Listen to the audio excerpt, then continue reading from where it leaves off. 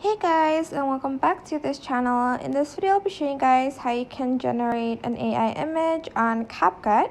So to do that, you are going to select AI images right here, and you're going to select an image. I'm just going to select this one.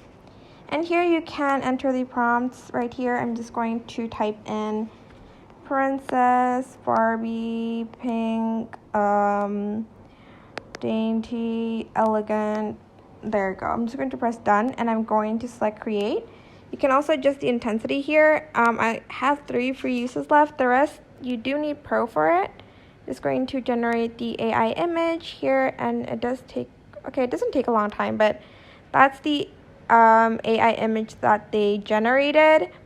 If you want like less Barbie and pink, you can like delete that, but that's it. This is the before and after, and you're just going to press save. It's going to be saved to my gallery.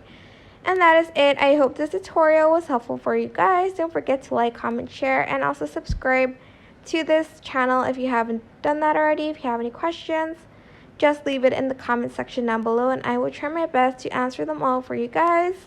And if you found this video helpful, please click the thanks button above the description box down below. Thank you so much for watching. Bye.